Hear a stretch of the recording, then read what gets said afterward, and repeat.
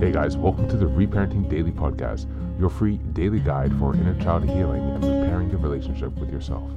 This podcast helps you establish a consistent reparenting routine and is divided into 3 sections. The first is a daily reading, the second is a discussion of that reading, followed by suggested journal prompts, and the last section is a peaceful binaural beats meditation for closing. Good morning, good afternoon, and good evening from whenever and wherever you're joining us. I'm so glad that you can join us today on this journey of healing, self-expression, and growth. If this is your first time, welcome. As a celebration of recently passing episode 500, I've opened up a free membership tier for our Patreon community.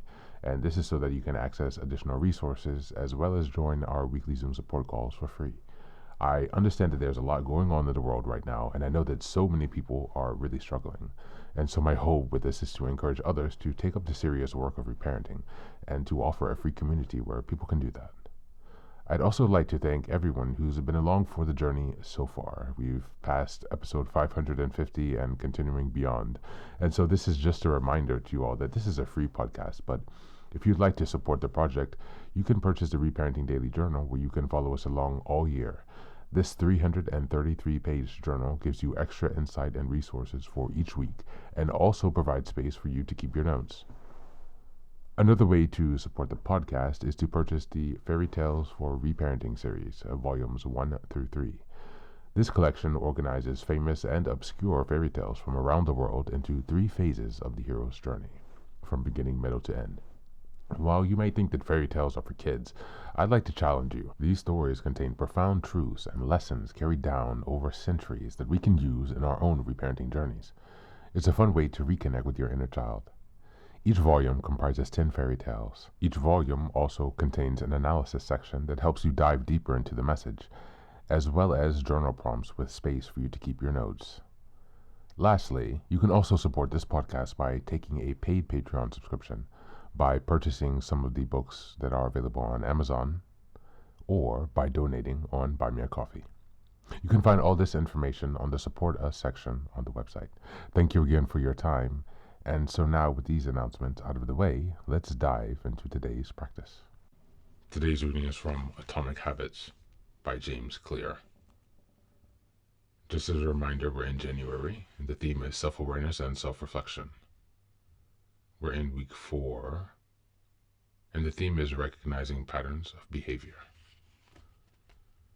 The reading from today is from chapter 2, and it's titled, How Your Habits Shape Your Identity, and Vice Versa. Why is it so easy to repeat bad habits and so hard to form good ones? Few things can have a more powerful impact on your life than improving your daily habits. And yet it's likely that this time next year you'll be doing the same thing rather than something better. It often feels difficult to keep good habits going for more than a few days, even with sincere effort and the occasional burst of motivation. Habits like exercise, meditation, journaling, and cooking are reasonable for a day or two and then become a hassle. However, once your habits are established, they seem to stick around forever, especially the unwanted ones.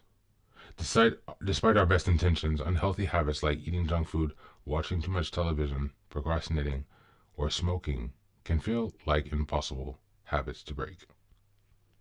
Changing our habits is challenging for 2 reasons. Number 1, we try to change the wrong thing. And number 2, we try to change our habit in the wrong way. In this chapter, I'll address the first point. In the chapters that follow, I'll address the second. Our first mistake is that we try to change the wrong thing. To understand what I mean, consider that there are levels at which change can occur. You can imagine them like layers of an onion. The first layer of changing is your outcomes. This level is concerned with changing your results, losing weight, publishing a book, winning a championship. Most of the goals you set are associated with this level of change. The second layer is changing your process. This is concerned with changing your habits and systems, implementing a new routine at the gym, decluttering your desk for better workflow, Developing a meditation practice. Most of the habits you build are associated with this level. The third and deepest layer is changing your identity. This level is concerned with changing your beliefs, your worldview, your self-image, your judgments about yourself and others.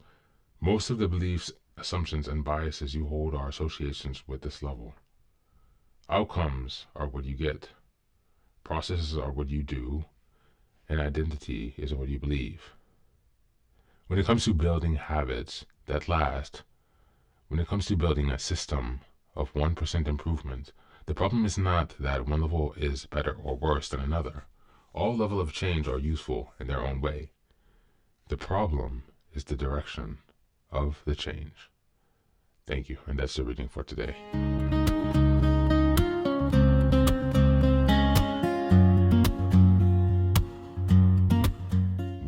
Welcome back. This reading highlights the idea that our habits are deeply connected to our identity and beliefs. Reparenting and recognizing behaviors patterns aligned with this concept, as they require shifting from merely changing outcomes or external behaviors to addressing the core behaviors and identity that drive those behaviors.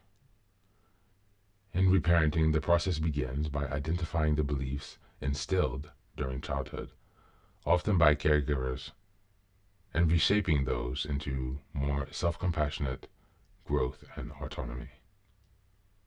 Instead of focusing on external behaviors, the process involves building an identity that aligns with your values as well as your self-image, the one that you wish to embody. Recognizing patterns of behaviors connects to the three layers described: outcomes, process, and identity. Often, negative patterns persist because they are tied to deep-seated beliefs about oneself. I am not enough. I don't deserve success. Shifting identity-based habits during reparenting involves reframing these beliefs into empowering ones that align with nurturing, compassionate inner parent. By focusing on who you wish to become, you cultivate the habits that reinforce this identity, breaking free from the inherent patterns and fostering sustainable, positive changes. As we move on to the journal prompts today, number 1, reflect on a belief or narrative you have about yourself that was installed during childhood. How has this belief influenced your habits and behaviors? What about the identity you want to embody? Who do you wish to become? And what habits would support that identity? And number 3, identify one recurring pattern of behavior you'd like to change. What deeper belief about yourself might be driving this pattern? And how can you begin to shift that? That's it for today. Thanks for being here. As always, take care of yourself and do be well.